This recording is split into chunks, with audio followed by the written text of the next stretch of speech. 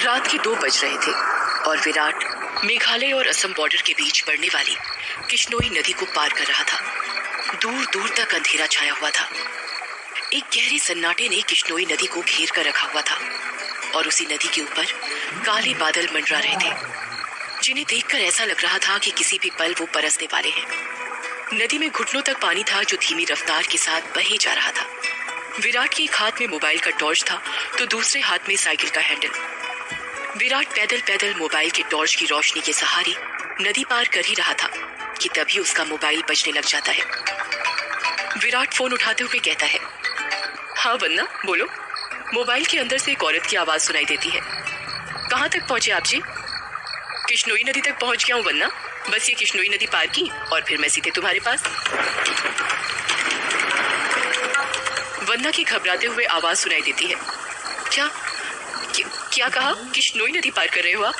और नहीं तो क्या, अब तुम्हें तो पता ही है कि बंगला मुडा गांव से रोगंका मुचा गांव जाने का एकमात्र यही रास्ता है और वो भी नदी पार करके जाना पड़ता है। आपको इतनी रात में वापस नहीं आना चाहिए था, ग्रेवयार्ड कोठी में ही रुक जाना चाहिए था। आपको पता है ना नदी के पास वो घूमती है। विराट हैरानी के साथ पूछता है, वो घूमती है मतलब? आपको सब पता है पर फिर भी आप जानबूझकर ऐसा बोल रहे हैं ना? माँ जी ने बताया था ना कि नदी पार करते वक्त उसका नाम नहीं लेना चाहिए वरना वो सच में आ जाती है।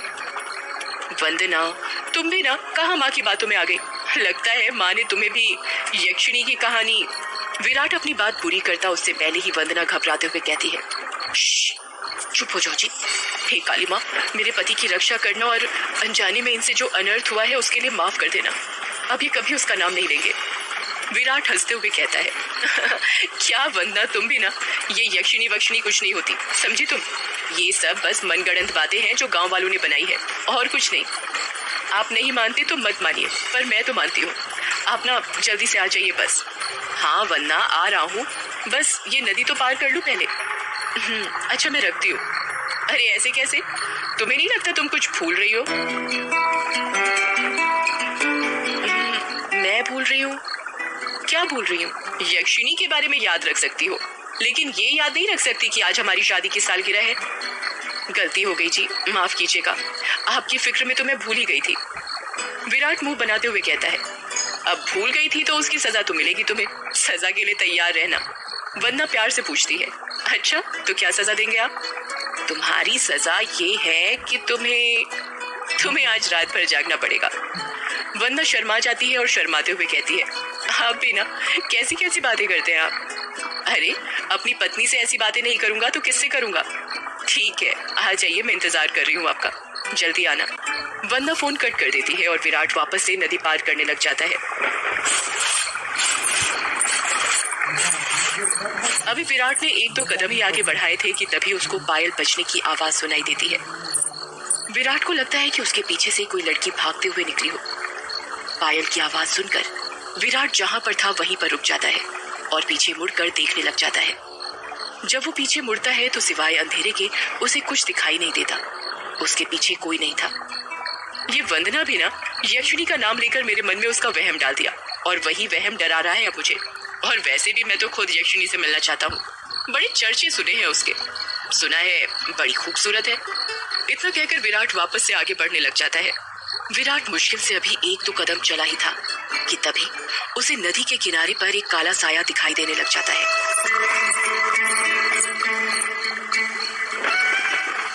उस काले साये को देखकर विराट के कदम अपने आप थम जाते हैं। साये को देखकर ऐसा लग रहा था कि जैसे वो विराट का ही इंतजार कर रहा था। काले साये के पास से पायल के बजने की आवाज और चमेली के फूल की खुशबू आ रही थी। विराट के हाथ पैर कपकपाने लग गए थे। विराट डरते हुए कहता है, कहीं वंदना की बात सच तो नहीं थी? ये यक्षिणी तो नहीं? विराट उस साई को देखकर इतना डर गया था कि उसका पूरा चेहरा पसीने से लथपथ हो गया था। विराट के हाथ पैर ठंडे पड़ गए थे। उसका दिल जोरों से धड़कने लग गया था। उसकी समझ में नहीं आती रकम देंगे। विराट डरते हुए कहता है, कौन है वहां पर? कोई जवाब नहीं आता है। सन्नाटा अभी भी छाया हुआ था। विराट अपने मोबाइल का टॉर्च उस काले साए पर मारने लग जाता है। जब उस टॉर्च की रोशनी उस काले साए पर पड़ती है तो विराट देखता है कि वो साया किसी और का नहीं बल्कि एक लड़की का था।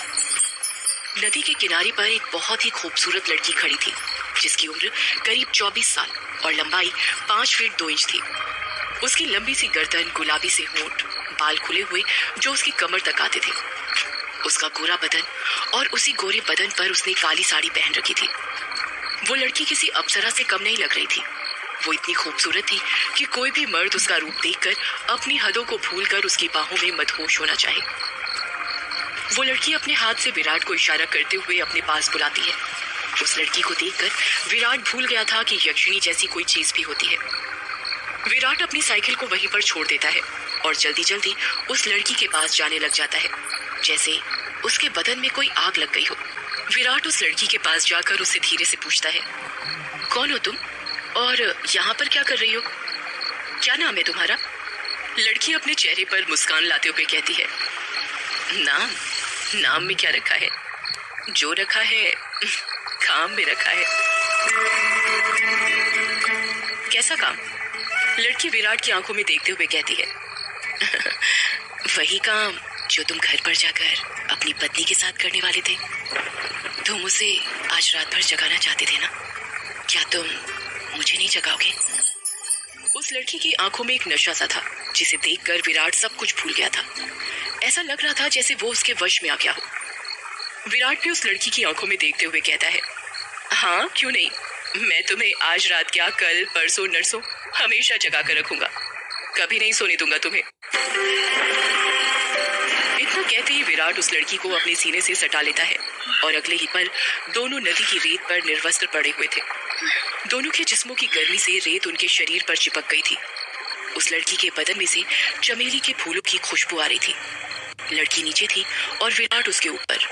विराट के माथे की पसीने की बूंद ये साफ जाहिर कर रही थी कि वो थक चुका था और उसके बदन की सारी ताकत खत्म होने वाली थी। पर उस लड़की का चेहरा देखकर ऐसा लग रहा था जैसे अभी कुछ हुआ ही नहीं था। उसके अंदर की प्यास अभी नहीं बुझी थी। विराट अपने चरमोत्कर्ष अवस्था में पहुंचने वाला था और कुछ ही पलों में वो उस लड़की के बदन पर ध्वस्त होने वाला था। तभी उसकी नजर उस लड़की के वक्ष पर पड़ती है और वो देखता है कि उस लड़की के वक्ष पर धीरे धीरे छुरियां आने लगी थी। उसके हाथ पैरों की नसें बाहर निकलने लगी थी। उसके बाल काले से सफेद होने लगे थे। देखते ही देखते वो लड़की अचानक से बूढ़ी औरत में तब्दील हो जाती है। ये सब देखकर विराट की आंखें फटी की फटी रह गई थी। उसका गर्म बदन अचानक से ठंडा पड़ गया था। विराट कांपते हुए कहता है, कौन हो तुम? वो लड़की धीरे से कहती है, मैं यक्षिणी, तेरी मौत। ये सुनकर विराट के रोंगटे खड़े हो जाते हैं और वो झट से उससे दूर हटने लगता है। पर उसी वक्त यक्षिणी उसे अपने दोनों हाथों से पकड़ लेती है और कहती है, अभी कहाँ जा रहे हो प्रियतम? मेरी प्यास अभी बुझी नहीं है। तुम तो मुझे कल परसों नरसों हमेशा तक जगाना चाहते थे ना? क्या हुआ, थक गए या डर गए मेरा असली रूप देखकर? विराट उसका खौफनाक चेहरा देखकर इतना डर गया था कि कुछ नहीं बोल पा रहा था। उसको यक्षिणी की आंखों में खुद की मौत नजर आ रही थी। यक्षिणी गुस्से में कहती है, वासना की प्यास में तू ये भूल गया कमीने कि तेरी पत्नी वंदना तेरा घर पर इंतजार कर रही है और तू यहाँ पर मेरे साथ।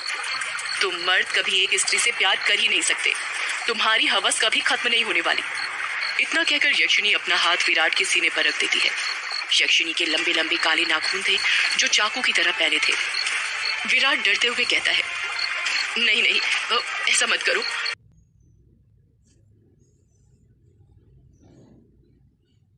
जाने तो मुझे, जाने ही तो दे रही हूँ, भोली भेंटोला, भोली भेंटोला।